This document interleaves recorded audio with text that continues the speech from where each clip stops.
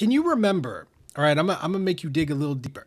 All right, I Okay. want you to see if you could think and remember if there was what is the earliest memory that you have of understanding the idea of race, right? Because if you think about it, right, you just said that you grew up in elementary school not really communicating about black or white or anything like that, right?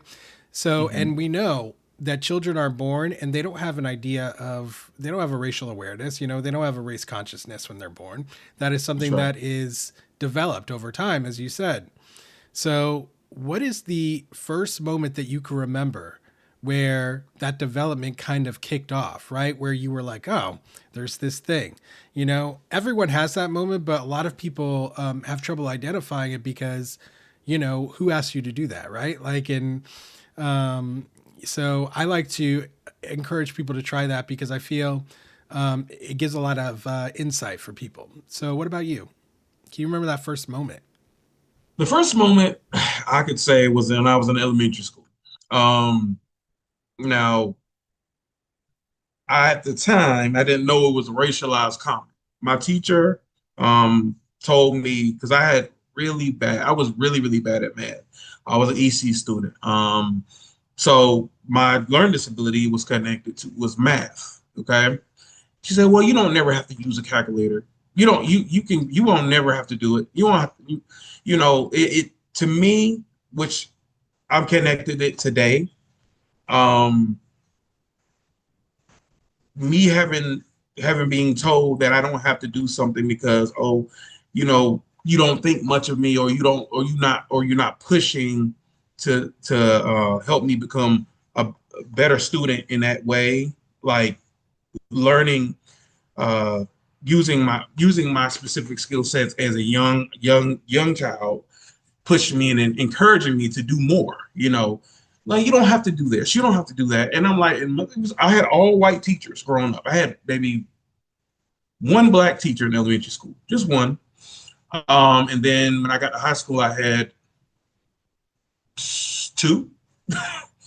But and those black teachers in high school were more motivating, and but all of the white teachers, I started noticing that they would always say, "No, you're okay with it," just not pushing me to be the best I could be. But the white kids, oh, little Johnny's doing this. Oh, let's come after school. And I was one of those kids that, kind of I wasn't really a scholar growing up, but then as I got older, like now as an adult, I became more in tune with educating myself and becoming knowledgeable. But when I was a kid, I'd never had anybody to reinforce, hey, you need to learn this, educate. This is your future, you know. Just do what you can to get by is basically what I was taught growing up, That's very interesting. by my teachers. Yeah. Yeah, so it was really in school, and you saw the disparate treatment between yourself and a lot of the racialized white students.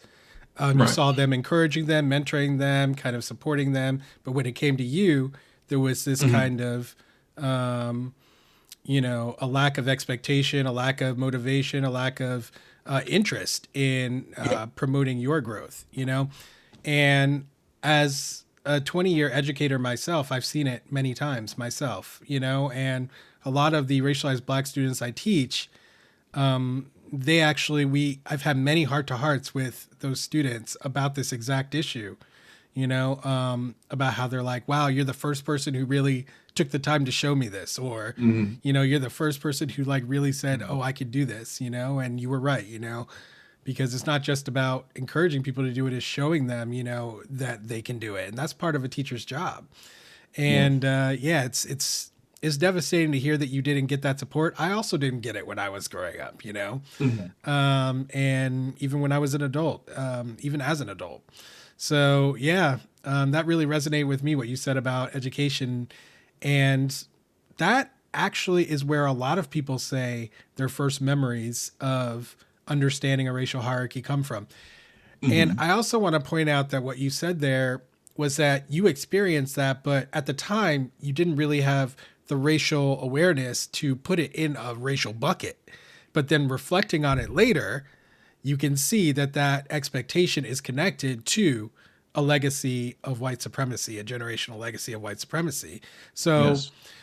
So I just like to point that out because um, this whole idea that we can somehow measure racism, it is fraught on so many levels, and this is one of the most basic ones, which is that a lot of people can experience racism without their knowledge, at all ages.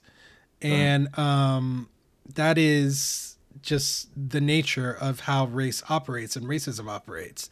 So it's not realistic that we could somehow measure that when that is the scenario. There's no objective measurements of racism. But Right. like you said, your lived experience, right, kind of informed your understanding of it, right? If you're living it, it's very easy to kind of get an idea.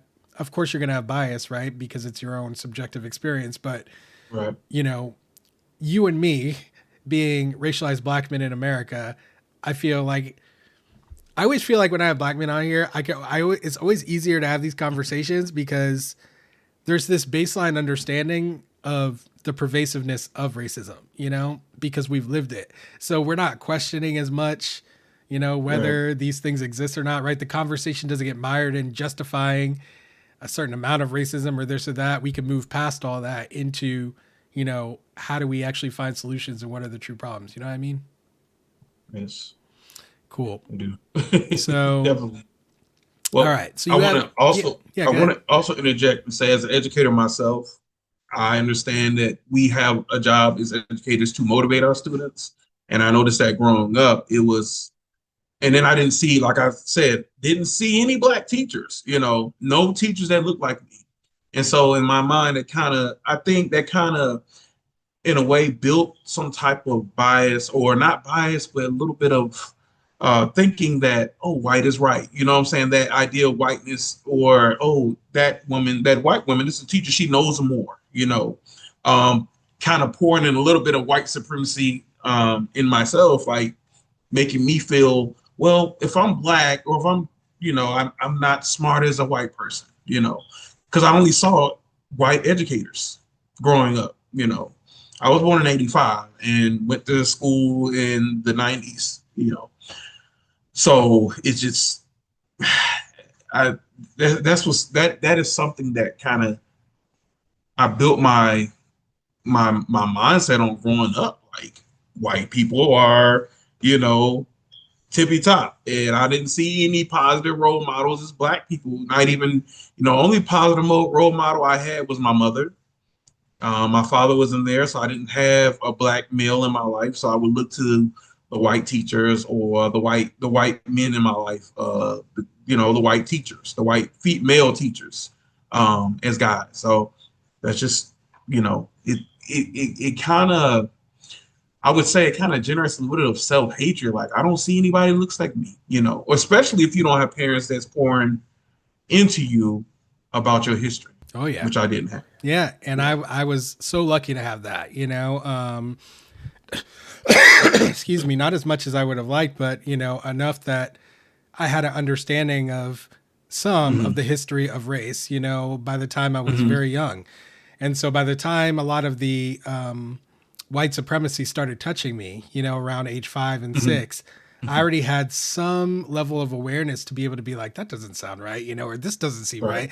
right, to question the things around me. But if you never had that, then you're more and more likely to accept whatever is being pumped into the environment around you. And in Right. America, that is definitely white supremacy, And what you Right. Yeah. said just really reminds us of the importance of role models, racialized black role models for racialized black students. It's incredibly important, and not just as a role model, right? So that you don't come up with ideas of white is right, or white means this or Hmm. that, but Hmm. also because the latent white supremacy that exists in the society and the active white supremacy that exists in the society, it does influence racialized white people's behavior towards black people and other races, even racialized black people toward other racialized black people.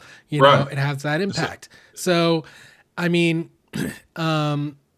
you need something to counteract that, right? Otherwise, that's going to negatively impact any black person that it touches. It And, does.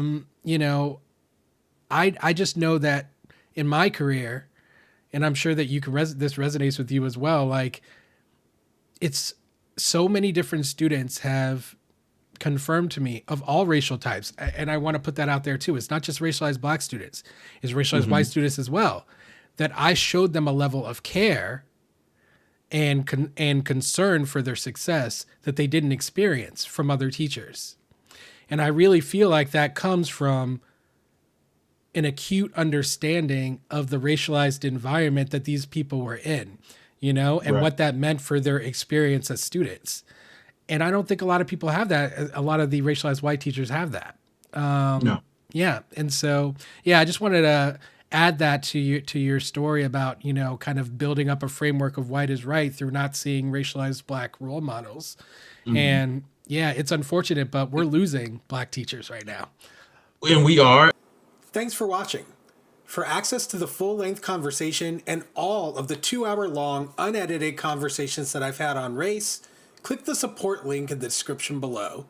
Thanks for your support and see you next time.